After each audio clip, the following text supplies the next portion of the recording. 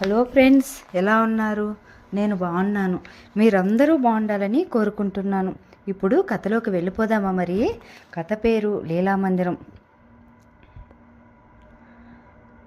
అసలు ఆడపిల్లకి ఇష్టం లేకుండా విలన్ తాళి కట్టినంత మాత్రాన దానికంత ప్రాముఖ్యతను ఎందుకు ఇవ్వాలి? అసహ్యంతో ఆ తాళి తెంచి విలన్ మొహాన పారేసి హీరోను మళ్ళీ పెళ్లి చేసుకోవచ్చుగా.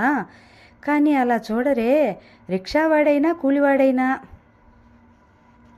సినిమాల్లో హీరో పొగరుబోతువాడైనా బలవంతంగా తాళి కట్టగా ఆ హీరోయిన్ తన ఆస్తి అంతస్తులు వదులుకొని హీరో ఉండే పూరి గొడుసుకు వచ్చి కష్టాలు అనుభవించి పతివ్రత అన్న బిరుదు పొందినట్లు చూపిస్తారు. దీనివలన సమాజానికి ఏం మేలు జరుగుతుంది? మగవాళ్లలో పురుషాహంకారం ఇంకా హెచ్చుతోంది. బలవంతంగా తాళి కట్టినా పాడు చేసినా ఆడపిల్ల తన సొంతం అవుతుందన్న భావం మగవాళ్ళలో ఇమిడిపోయింది. అందుకేగా ఆకాష్ కూడా అలా చేయగలిగాడు. ఒక్కసారి పొరపాటు జరిగినంత మాత్రాన ఇష్టం లేని అతడిని పెళ్లి చేసుకుని జీవితాంతం తన దాసీగా బతకాలా? తను ఈ పెళ్లి చేసుకోలేదు. భోజనానికి పిలవడానికి వచ్చిన తల్లితో, అమ్మా నాకు ఈ పెళ్లి ఇష్టం లేదు అంది. ఏమిటి నువ్వనేది? ఒంటి మీద తెలివి ఉండే మాట్లాడుతున్నావా? తెలివి ఉంది కాబట్టే పెళ్లి పేరుతో నా వ్యక్తిత్వాన్ని స్వేచ్ఛను చంపుకొని ఆ బంగారు పంజరంలోకి అడుగు పెట్టలేను. నాకు జీవితాంతం పెళ్లి కాకపోయినా పర్వాలేదు. ఆకాష్ అంటే నాకు ఇష్టం లేదు. నోర్ముయ్. ఎవరైనా విన్నారంటే నీకు పిచ్చెక్కిందనుకుంటారు. వాళ్ళు మంచివాళ్ళు కాబట్టి అంతస్తుల తేడా ఆలోచించకుండా నిన్ను పెళ్లి చేసుకోవడానికి అంగీకరించారు. లలితమ్మ స్థానంలో ఇంకెవరైనా ఉంటే మా అబ్బాయిదేం తప్పులేదు, మీ అమ్మాయే ఒళ్ళు కొవ్వెక్కి మా వాడి వెంట పడింది అనేవాళ్ళు. పిచ్చివేషాలు వేయక పడి ఉండు అనేసి వెళ్ళిపోయింది జానకమ్మ. కోపంతో పెదవి కొరుక్కుంటూ నిలబడిపోయింది సింధు. వీళ్లకు తన బాధ ఎలా అర్థమవుతుంది? పెళ్లికి శారీరక సంబంధం ఒక్కటి ఉంటే చాలా, మనసు అక్కర్లేదా?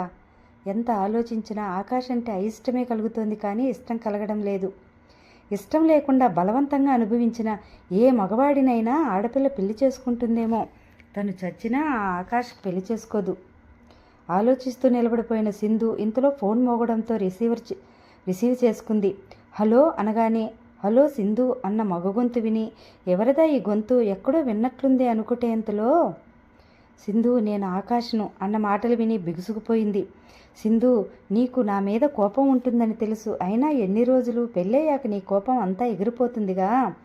ఎందుకు ఫోన్ చేశారు? అసహ్యంగా అడిగింది. ఎందుకంటే నేను ఆశించిందే జరిగింది, అనుకున్నది సాధించాను. అంటే నీ పెళ్ళి ఆగిపోవాలని ఎంతగానో కోరుకున్నవాడిని. నిన్ను ఎలాగైనా దక్కించుకోవాలని ఆశపడ్డాను. నేను అనుకున్నట్లుగానే నీ పెళ్ళి ఆగిపోయింది. పరువు కోసం మీ వాళ్ళు తప్పనిసరిగా నాతో పెళ్ళికి అంగీకరిస్తారని తెలుసు. కొత్త విషయం వింటున్నట్టుగా అప్రతిభరాలై వినసాగింది. ఆకాష్ ఇంత నీచుడా? పైకి ఎంతో మర్యాదస్తుడిలా అనిపించే అతడి అంతరంగం ఇదా? ఇలాంటి వాడిని తను పెళ్లి చేసుకోవాలా? సింధు, నేను ప్రేమించిన నువ్వు మరెవరికి దక్కకూడదు. నిన్ను ఎవరికీ దక్కనివ్వను కూడా. నువ్వు నాకే సొంతం కావాలి. ఎలాగైనా అనుకున్నది సాధించాను. చూసావా, బిజినెస్లోనే కాదు ఇక్కడ నేనే గెలిచాను. తర్వాత వినలేక ఫోన్ పెట్టేసింది. ఇలాంటి వ్యక్తిని పెళ్లి చేసుకున్నా తను సుఖంగా ఉండగలదా? తనకు కావలసిన దానికోసం ఎంత నీచానికైనా దిగజారి ఇతడిని పెళ్లి చేసుకుని తను క్షణక్షణం నరకం అనుభవించాలి. అతడికి తనంటే ఇష్టం ఉండొచ్చు, కానీ తనకు అతడంటే ఇష్టం ఉండాలిగా. తన మనసేమిటో తన ఇష్టం ఏమిటో గ్రహించని ఇతడిని పెళ్లి చేసుకోవాలా? చేసుకుని అతని శాడిజాన్ని ప్రతిక్షణం భరిస్తూ బాధపడుతూ చావలేక ఎందుకు బతకాలి? ఇలాంటి వ్యక్తిని పెళ్లి చేసుకుని అలా బతకడం కంటే చావడం నయం. ఎలాగైనా ఈ పెళ్లి నుండి తప్పించుకోవాలి. ఎలా? ఎక్కడికైనా పారిపోవాలి. ఎక్కడికి పారిపోగలదు? తనకెవరు తెలుసు? చప్పున సెకండ్ ఇయర్ డిగ్రీలో పెళ్లి చేసుకుని వెళ్ళిపోయిన తన ఫ్రెండ్ గీత గుర్తొచ్చింది. అవును, గీత హైదరాబాదులో ఉంది. అప్పుడప్పుడు తన మధ్య ఉత్తరాలు సాగేవి. నవ్య అంతటి ప్రాణ స్నేహితురాలు కాకపోయినా గీతకు తనకు మధ్య స్నేహమే ఉంది. తన ఫ్రెండ్ ఎవరూ హైదరాబాద్ రావడం లేదని గీత ఉత్తరాల్లో గోల పెడుతూ ఉండేది. అవును, తను ఎలాగైనా హైదరాబాద్ వెళ్ళిపోయి అక్కడ ఏదైనా ఉద్యోగం చూసుకోవాలి. తను ఈ పెళ్ళి ఇష్టం లేదు మొర్రో అంటున్నా వాళ్లకు తనకంటే వాళ్ళ పరువే ముఖ్యం. అందుకే వెళ్ళిపోవాలి. తల్లిదండ్రులు కొద్ది రోజులు బాధపడ్డా తర్వాత సర్దుకుంటారు.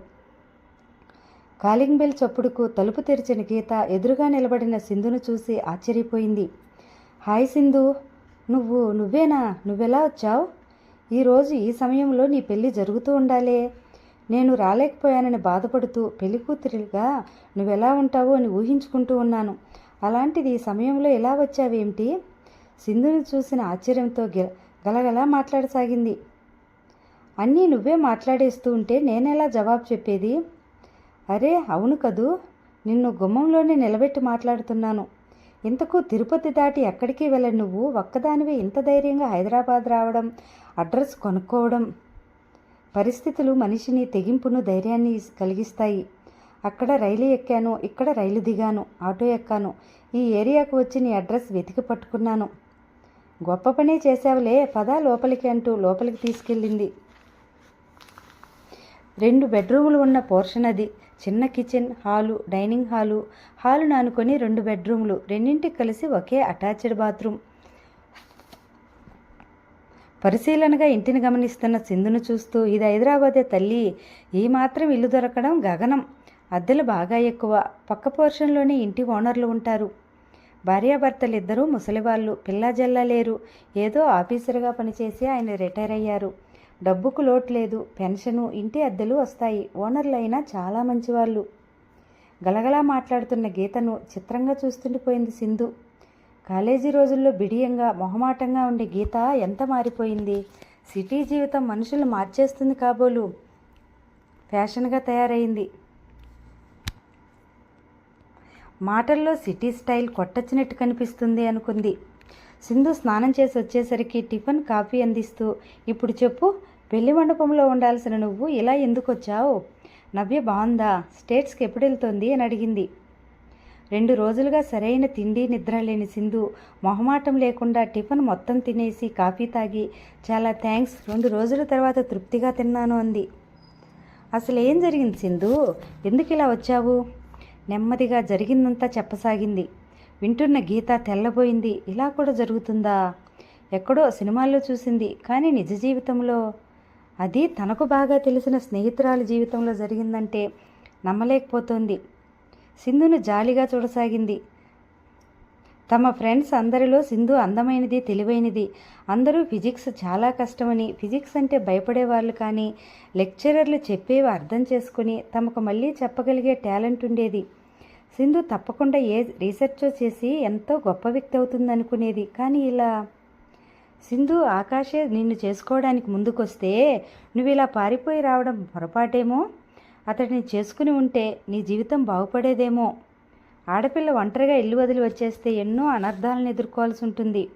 ఇప్పటికైనా మించిపోయింది లేదు. నువ్వు తిరిగి ఇంటికి వెళ్ళడమే మంచిది. గీత, నాకు పిరికి ముందు నూరిపోయికే. ఇష్టం లేని పెళ్లి చేసుకుని అతనితో బలవంతంగా కాపురం చేయడం కంటే నరకం మరొకటి లేదు నాకు. ఆ సంఘటన తలుచుకుంటేనే ఒళ్ళు జలధరిస్తుంది. అలాంటిది జీవితాంతం అతని మొహం చూడటం నా వల్ల కాదు. నన్నెవరూ అర్థం చేసుకోలేదు. కనీసం నువ్వైనా అర్థం చేసుకోవే. కొద్ది రోజుల ఆశ్రయం ఇవ్వు. నేను నమ్ముకుని నేను సర్టిఫికెట్లన్నీ తెచ్చుకున్నాను. ఏదో ఒక జాబ్లో చేరతాను. నా బతుకు నేను బతుకుతాను. అంతవరకు నేను ఇక్కడ ఉన్నట్లు మా వాళ్ళకి తెలియకూడదు. తెలియజేయాలని ప్రయత్నించావా? నా శవాన్నే చూస్తావు.